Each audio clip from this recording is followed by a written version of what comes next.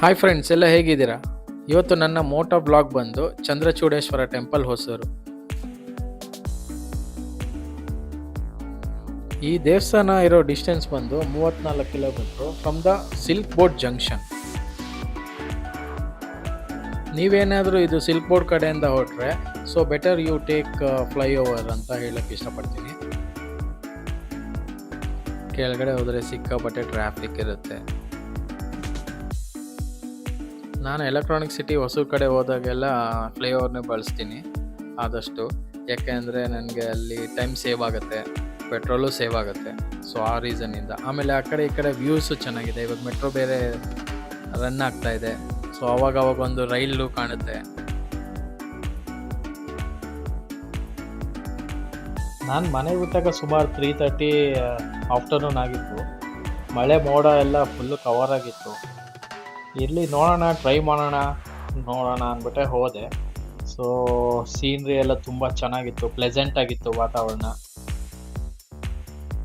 Maximum ಒಂದು 7 to 8 ಮಿನಿಟ್ಸಲ್ಲೇ ನಾವು ಫ್ಲೈಓವರ್ನ cross ಮಾಡಿಬಿಡ್ತೀವಿ. ಯಾಕಂದರೆ ಅಷ್ಟೊಂದೇನು ಟ್ರಾಫಿಕ್ ಇರಲಿಲ್ಲ. ನಾನು ಮಧ್ಯಾಹ್ನ ಮನೆ ಬಿಟ್ಟಿರೋದ್ರಿಂದ ಟ್ರಾಫಿಕ್ ಏನು ಅಷ್ಟೊಂದು ಇರಲಿಲ್ಲ. ಆ್ಯಕ್ಚುಲಿ ಟೋಲಲ್ಲಿ ಹೋದರೆ ನೀವು ಡೈಲಿ ಪಾಸ್ನ ತೊಗೊಳ್ಳೋದು ಬೆಟರ್ ಅನಿಸುತ್ತೆ. ಯಾಕೆಂದರೆ ಒಂದು ಸೈಡ್ ಹೋದರೆ 25 ರುಪೀಸ್ ಚಾರ್ಜ್ ಮಾಡ್ತಾರೆ. ಸೊ ನೀವು ಡೈಲಿ ಪಾಸ್ ತೊಗೊಂಡ್ರೆ 40 ರುಪೀಸ್ ಆಗುತ್ತೆ. ಸೊ ನೀವು ಒಂದು 2-3 ಸತಿ ಓಡಾಡೋ ಅಂತ ಆಗಿದ್ರೆ ಸೊ ನಿಮಗೆ ತುಂಬ ಯೂಸ್ ಆಗುತ್ತೆ ಈ ಟೋಲ್.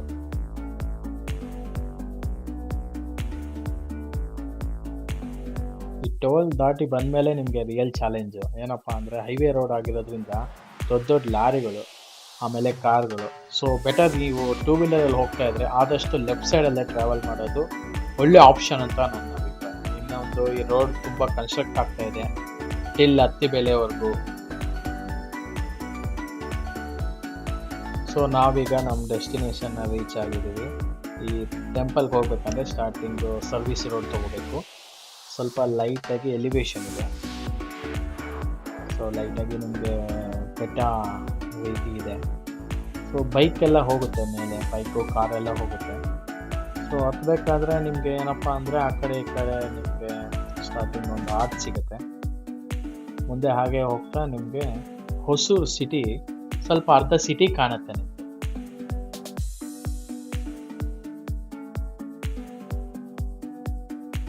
ಹಾಫ್ ಡೇ ಟ್ರಿಪ್ ಮಾಡೋರಿಗೆ ಒಳ್ಳೆ ಬೆಸ್ಟ್ ಪ್ಲೇಸ್ ಅಂತ ನಾನು ಪ್ರಿಫರ್ ಮಾಡ್ತೀನಿ.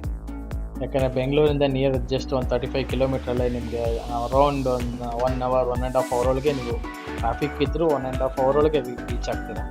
ಸೊ ಮೇಲ್ಗಡೆ ಹೋಗ್ತಾ ವ್ಯೂ ಮಾತ್ರ ತುಂಬ ಚೆನ್ನಾಗಿದೆ. ಆಮೇಲೆ ನಾನು ಹೋಗಿದ್ದ ಟೈಮಲ್ಲಿ ಸ್ವಲ್ಪ ಮಳೆ ಕೂಡ ಬರ್ತಾಯಿತ್ತು.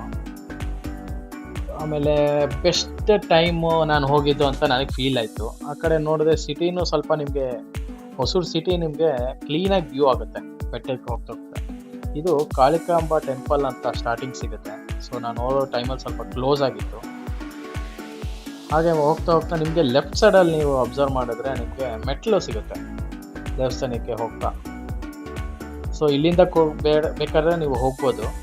ಇಲ್ಲ ಇನ್ನೂ ಸ್ವಲ್ಪ ಮೇಲೆ ಹೋಗ್ತೀನಿ, ಟೆಂಪಲ್ ಡೋರ್ ಹತ್ರನೇ ಹೋಗ್ತೀನಿ ಅಂತಂದರೆ ಸೊ ನೀವೊಂದು ಸ್ವಲ್ಪ ಬೈಕ್ನ ರೈಡ್ ಮಾಡ್ಕೊಂಡು ಇಲ್ಲ ಕಾರ್ನ ರೈಡ್ ಮಾಡ್ಕೊಂಡು ಪಾರ್ಕಿಂಗ್ ಪ್ಲೇಸ್ಗೆ ಹೋಗಬೇಕಾಗುತ್ತೆ.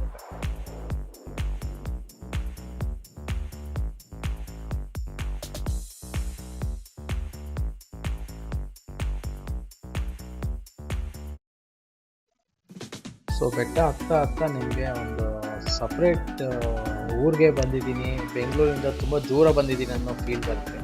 ಸೊ ಇದೇ ಪಾರ್ಕಿಂಗ್ ಪ್ಲೇಸು. ಪಾರ್ಕಿಂಗ್ ಪ್ಲೇಸ್ ತುಂಬ ವಿಶಾಲವಾಗೇ ಇದೆ. 2 ವೀಲರ್ ಆಗಲಿ ಕಾರ್ ಆಗಲಿ ಸ್ವಲ್ಪ ಜಾಸ್ತಿ ವೆಹಿಕಲ್ಸ್ ನಿಮಗೆ ಪಾರ್ಕ್ ಮಾಡುವಂಥ ಜಾಗ ತುಂಬ ಚೆನ್ನಾಗಿದೆ. ಅಲ್ಲೇ ನಾನು ಗಾಡಿನ ಸೈಡಲ್ಲಿ ಪಾರ್ಕ್ ಮಾಡಿದೆ. ಗಾಡಿನಾಗೆ ಸೈಡಲ್ಲಿ ಪಾರ್ಕ್ ಮಾಡಿಬಿಟ್ಟು ನಾನು ಟೆಂಪಲ್ ಒಳಗೆ ಹೋಗೋಕ್ಕೆ ಸ್ಟಾರ್ಟ್ ಮಾಡಿದೆ. ಸೊ ನಾನು ಹೋಗಿರೋ ಟೈಮ್ ಸ್ವಲ್ಪ ಈವ್ನಿಂಗ್ ಅರೌಂಡ್ ಒಂದು 5:15 ಆಗಿರೋದ್ರಿಂದ ಇನ್ನೂ ಯಾವ ಅಂಗಡಿಗಳು ಓಪನ್ ಆಗಿರಲಿಲ್ಲ. ಮಳೆ ಕೂಡ ಬಂದು ನಿಂತಿತ್ತು. ವಾತಾವರಣ ಮಾತ್ರ ತುಂಬ ಕೂಲಾಗಿತ್ತು. ಸೊ ಈ ಒಂದು ಟೆಂಪಲ್ ಟೈಮಿಂಗ್ಸ್ ಬಂದು ಬೆಳಗ್ಗೆ ನಿಮಗೆ 6:30 ಮಧ್ಯಾಹ್ನ 1:30, ಸಂಜೆ 4 ಗಂಟೆಯಿಂದ 8 ಗಂಟೆವರೆಗೂ ಓಪನ್ ಆಗಿರುತ್ತೆ ಅಂತ ಅಲ್ಲಿರೋರು ನನಗೆ ತಿಳಿಸಿದ್ರು. ಸೊ ಈ ಒಂದು ಟೆಂಪಲ್ ಬಂದು 12th century architecture, Chola dynasty ಅವರು ಇದನ್ನು ಸ್ವಲ್ಪ ಬಿಲ್ಡ್ ಮಾಡಿದ್ರು ಅಂತ ನಾನು ಸ್ವಲ್ಪ ಗೂಗಲಲ್ಲಿ ನೋಡಿ ತಿಳ್ಕೊಂಡೆ. ಓಂ ನಮಃ ಶಿವಾಯ. ಒಳಗಡೆ ಎಂಟ್ರಿ ಕೊಡ್ತಾ ಕೊಡ್ತಾ ಏನೋ ಒಂಥರ ಬೇರೆ ವೈಬೇ ಕೊಡ್ತು ನನಗೆ. ಸೊ ತುಂಬ ಕ್ಲೀನಾಗಿ ಇಟ್ಕೊಂಡಿದ್ದಾರೆ ಟೆಂಪಲ್ನ, ಎಲ್ಲೂ ಗಲೀಜು ಮಾಡಕ್ಕೆ ಬಿಟ್ಟಿಲ್ಲ.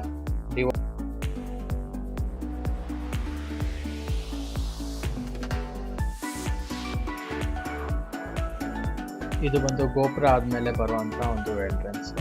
ಮೇ ಬಿ ಇದು ಕಾಂಪೌಂಡ್ ರೀತಿ ಇದೆ. ಸೊ ಇಲ್ಲಿ ಒಳಗೆ ಹೋದರೆ ನಿಮಗೆ ಇಲ್ಲೊಂದು ಗೋಪುರ ಸಿಗುತ್ತೆ. ಸೊ ಆ್ಯಕ್ಚುಲಿ ಈ ಗೋಪುರ ಬಂದು ಎಕ್ಸಿಟ್ ಗೋಪುರ. ನಾವು ಈ ಗೋಪುರದಿಂದ ಲೆಫ್ಟ್ಗೆ ಹೋಗಿ ದೇವಸ್ಥಾನ ಒಂದು ಪ್ರದಕ್ಷಿಣೆ ಹಾಕ್ಕೊಂಡು ನಾವು ಒಳಗೆ ಹೋಗ್ಬೇಕಾಗುತ್ತೆ. ಇಲ್ಲಿ ಎಕ್ಸಿಟ್ ಓನ್ಲಿ. ಸೊ ನಾವು ದೇವಸ್ಥಾನಕ್ಕೆ ಪ್ರದಕ್ಷಿಣೆ ಹಾಕ್ಕೊಂಡು ದೇವಸ್ಥಾನದ ಒಳಗೆ ಹೋಗೋ ಥರ ಮಾಡಿದ್ದಾರೆ. ಇದು ಬಂದು ಕ್ಯೂ, ಧರ್ಮ ದರ್ಶನಕ್ಕೆ ಕ್ಯೂ. ಇದು ಮೇನ್ ಗೋಪುರ. ಸೊ ತುಂಬ ದೊಡ್ಡದಾಗೇ ಇದೆ ಟೆಂಪಲ್. ಸೊ ಸ್ವಲ್ಪ ಬೆಟ್ಟದ ಮೇಲಿರೋದ್ರಿಂದ ನಿಮಗೆ ವಾತಾವರಣ ಕೂಡ ತುಂಬ ಕೂಲಾಗಿತ್ತು. ನಾನು ಹೋದಾಗ ಮಳೆ ಬಂದು ಆಗ ತಾನೇ ನಿಂತಿತ್ತು. ಸೊ ಹೋಗೋ ಟೈಮಿಗೆ ಸರಿಯಾಗಿ ಮಳೆ ನಿಂತಿತ್ತು.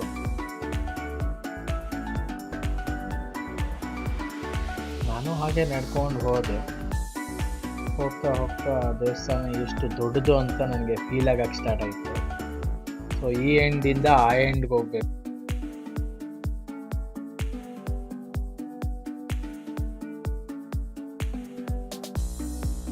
ಹಾಗೆ ನಡ್ಕೊಂಡು ಹೋಗ್ತಾ ದೇವಸ್ಥಾನದ ಮಹಾಪರ ಬಂತು, ಎಂಟ್ರಿ ಆದೆ.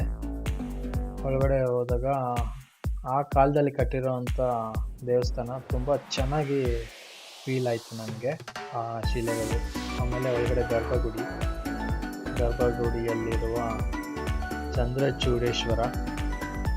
ಹಾಗೆ ಹೊರಗೆ ಬಂದು ಅಲ್ಲಿ ಪ್ರಸಾದ ಎಲ್ಲ ತೊಗೊಂಡು ವಿಭೂತಿನ ತೊಗೊಂಡೆ. ಸೊ ಅಲ್ಲಿರೋ ಎಲ್ಲ ದೇವರುಗಳ ದರ್ಶನನೂ ಮಾಡಿದೆ. ಹಾಗೆ ಒಂದು ನಮಸ್ಕಾರ ಹಾಕಿ ಸೊ ನಾನು ಮೇನ್ ಎಕ್ಸಿಟ್ ಕಡೆಗೆ ಈಗ ಬಂದೆ.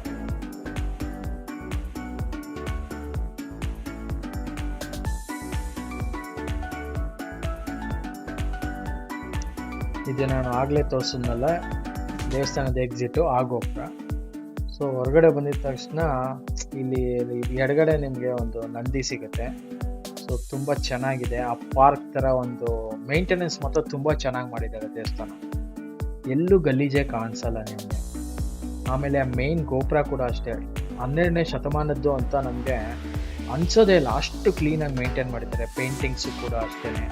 ಆಮೇಲೆ ಆ ಗ್ರೀನರಿ ಆಗಿರ್ಬೋದು, ಆ ಗ್ರಾಸ್ ಆಗಿರ್ಬೋದು, ಸೊ ತುಂಬ ಕ್ಲೀನಾಗಿದೆ. ಆಮೇಲೆ ಅಲ್ಲಿ ಹೊರಗಡೆ ಬಂದು ನೀವು ಪಾರ್ಕಿಂಗ್ ಪ್ಲೇಸಿಂದ ಒಂದು ವ್ಯೂ ನೋಡಿದ್ರೆ ನೀವು ಎಷ್ಟು ದೂರ ಟ್ರಾವೆಲ್ ಮಾಡಿರೋ ಅಂಥ ಒಂದು ಪೇಯ್ನ್ ಎಲ್ಲ ರಿಲ್ಯಾಕ್ಸ್ ಆಗಿಬಿಡುತ್ತೆ. ಈ ಬೆಂಗಳೂರಲ್ಲಿ ವೀಕೆಂಡು ನೀವೇನಾದರೂ ಒಂದು ಹಾಫ್ ಡೇ ಮಟ್ಟಿಗೆ ಏನಾದರೂ ಸ್ವಲ್ಪ ಬೆಂಗಳೂರಿಂದ ಹೊರಗಡೆ ಹೋಗಬೇಕು, ಸ್ವಲ್ಪ ದೂರನೂ ಬೇಡ, ಟೈಮು ಚೆನ್ನಾಗಿ ಸ್ಪೆಂಡ್ ಮಾಡಬೇಕು ಅಂದಿದ್ರೆ ಇದು ಬೆಸ್ಟ್ ಪ್ಲೇಸ್ ಅಂತ ನಾನು ಹೇಳೋಕ್ಕೆ ಇಷ್ಟಪಡ್ತೀನಿ. ಏನಕ್ಕೆಂದರೆ ಜಸ್ಟ್ 1.5 ಅವರಲ್ಲಿ ನೀವು ಆ ಒಂದು ಪ್ಲೇಸ್ನ ರೀಚ್ ಆಗ್ಬೋದು. ಅಲ್ಲಿ ಕೂತ್ಕೊಂಡು ಪಿಕ್ನಿಕ್ ಸ್ಪಾಟ್ ಥರ ಬೇಕಾದ್ರೆ ಫ್ಯಾಮಿಲಿ ಜೊತೆ ಎಂಜಾಯ್ ಮಾಡ್ಬೋದು. ಸ್ವಲ್ಪ ಹೊತ್ತು ನಾನು ಆ ಒಂದು ಎನ್ವೈರನ್ಮೆಂಟ್ನ ಫೀಲ್ ಮಾಡಿಕೊಂಡು ಸೊ ನಮ್ಮ ಗಾಡಿ ಕಡೆಗೆ ಬಂದು ಗಾಡಿ ಸ್ಟಾರ್ಟ್ ಮಾಡಿಕೊಂಡು ನಾವು ಬೆಟ್ಟ ಕೆಳಗಿಳಿಯೋಕ್ಕೆ ಸ್ಟಾರ್ಟ್ ಮಾಡಿದ್ವಿ. ಕೆಳಗಿಳಿತಾ ಏನಪ್ಪ ಅಂದರೆ ಆ ಒಂದು ಸನ್ಸೆಟ್ ಆಗುವಂಥ ಟೈಮಲ್ಲಿ ನಾನು ಹೊರಗಡೆ ಬಂದಿದ್ದು. ಸೊ ತುಂಬ ಚೆನ್ನಾಗಿತ್ತು ವೈಬ್ ಮಾತ್ರ.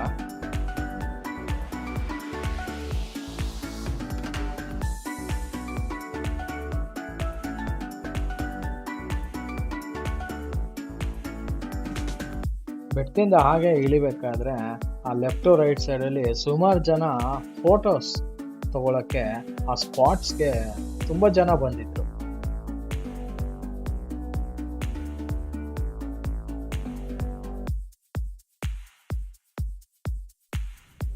ಇಲ್ಲಿ ಮಳೆ ಬಂದಾಗ ಬೆಟ್ಟದಿಂದ ಹರ್ಕೊಂಡು ಬರೋ ಅಂಥ ನೀರು ಅಲ್ಲಿ ಒಂದು ಜಾಗದಲ್ಲಿ ಸ್ಟೋರ್ ಆಗಿ ಅದು ಲೈಟಾಗಿ ಒಂದು ಚಿಕ್ಕದಾಗಿ ಒಂದು ವಾಟರ್ ಫಾಲ್ಸ್ ತರ ಕ್ರಿಯೇಟ್ ಆಗಿದೆ. ಅದು ನೋಡೋಕ್ಕೆ ತುಂಬ ಚೆನ್ನಾಗಿದೆ.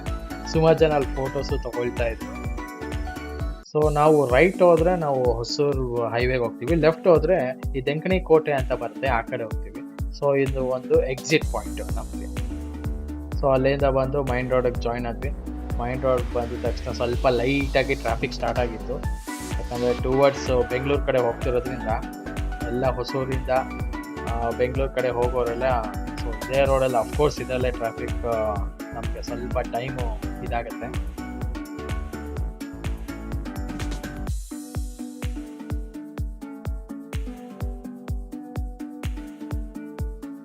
ಸೊ ಇಲ್ಲಿ ಏನಪ್ಪ ಅಂದರೆ ರೋಡ್ ಸೈಡಲ್ಲಿ ಸರ್ವಿಸ್ ರೋಡಿಂದ ಹೈವೇ ರೋಡ್ಗೆ ಹೋಗ್ಬೇಕಾದ್ರೆ ಸ್ವಲ್ಪ ಕೇರ್ಫುಲ್ ಆಗೋದು. ಯಾಕಂದರೆ ಹೈವೇ ರೋಡಲ್ಲಿ ಬರೋರು ವಿತೌಟ್ ಇಂಡಿಕೇಶನ್ ವಿತೌಟ್ ಹಾರ್ನು ತುಂಬ ಫಾಸ್ಟಾಗಿ ಬರ್ತಿರ್ತಾರೆ. ಯಾವತ್ತೇ ಆಗಲಿ ನೀವು ಸರ್ವಿಸ್ ರೋಡಿಂದ ಹೈವೇ ರೋಡ್ ತೊಗೊಳ್ತಾ ಇದ್ದೀರ ಅಂದರೆ ಸ್ವಲ್ಪ ಕೇರ್ಫುಲ್ಲಾಗಿ ಹಿಂದೆ ಮುಂದೆ ಲೆಫ್ಟು ರೈಟು ನೋಡ್ಕೊಂಡು ಹೋಗೋದು ಬೆಟರ್ ಅಂತ ನಾನು ಹೇಳ್ತೀನಿ. ಆಮೇಲೆ ಬರ್ತಾ ಇದ್ದಂಗೆ ಆಗಲೇ ಹನಿ ಹಾಕಕ್ಕೆ ಸ್ಟಾರ್ಟ್ ಆಯಿತು. ಹಾಗೆ ಸೈಡಲ್ಲಿ ಹಾಕ್ಕೊಂಡು ಅಂಕಲ್ ಜೋಳ ಮಾಡ್ತಾಯಿದ್ರು, ಜೋಳ ತೊಗೊಂಡ್ವಿ. ಆಮೇಲೆ ತಿರ್ಗಾ ಗಾಡಿ ಸ್ಟಾರ್ಟ್ ಮಾಡಿಕೊಂಡು ಟುವರ್ಡ್ಸ್ ಮನೆ ಕಡೆ ಬರ್ತಾ ಇದ್ವಿ. ಹತ್ತಿಬೇಳೆ ಹತ್ರ ಬರ್ತಾ ಬರ್ತಾ ಏನಾಯಿತು, ಮಳೆ ಒಂದು ಸ್ವಲ್ಪ ರ್ಯಾಶಾಗಿ ಬಂದು ನಿಂತಾಯಿತು. ಈ ಮಳೆಗೆ ಬಿಸಿ ಬಿಸಿ ಕಾಫಿ ಕುಡಿಬೇಕು ಅಂತ ಇಷ್ಟ ಆಯಿತು. ಹೋಟ್ಲಿಗೆ ಹೋಗಿ ಕಾಫಿ ತೊಗೊಂಡು ಹಾಗೆ ಸಿಪ್ ಬೈ ಸಿಪ್ ಕಾಫಿ ಕುಡಿತಾ ಹಾಗೆ ಜನರಲ್ ಟಾಕ್ಸ್. ನನಗೆ ಕಾಫಿ ಬಿಸಿ ಬಿಸಿ ಸ್ಟ್ರಾಂಗ್ ಆಗಿರಬೇಕು ಗುರು, ಸಕ್ಕರೆ ಕಡಿಮೆ ಇರಬೇಕು, ಡಿಕಾಕ್ಷನ್ ಜಾಸ್ತಿ ಇರಬೇಕು. ಸೊ ಕಾಫಿ ಲವರ್ಸ್ ಯಾರ್ಯಾರಿದ್ದಾರೆ ದಯವಿಟ್ಟು ಕಾಮೆಂಟ್ ಮಾಡಿ. ಎಸ್ಪೆಷಲಿ ಡಿಕಾಕ್ಷನ್ ಜಾಸ್ತಿ ಹಾಕ್ಕೊಂಡು ಸಕ್ಕರೆ ಕಡಿಮೆ ಹಾಕ್ಕೊಂಡು ಕುಡಿಯೋದ್ರಲ್ಲಿರೋವಂಥ ಒಂದು ಟೇಸ್ಟ್ ಇದೆಯಲ್ಲ, ಸೂಪರ್ ಟೇಸ್ಟ್ ಗುರು. ಸೊ ಫ್ರೆಂಡ್ಸ್, ಈ ಬ್ಲಾಗ್ನ ಇಲ್ಲಿಗೆ ಎಂಡ್ ಮಾಡ್ತಾ ಇದ್ದೀನಿ. ಈ ವಿಡಿಯೋ ನಿಮಗೆ ಇಷ್ಟ ಆಗಿದ್ರೆ ಲೈಕ್ ಮಾಡಿ, ಶೇರ್ ಮಾಡಿ, ಸಬ್ಸ್ಕ್ರೈಬ್ ಮಾಡಿ. Thank you so much.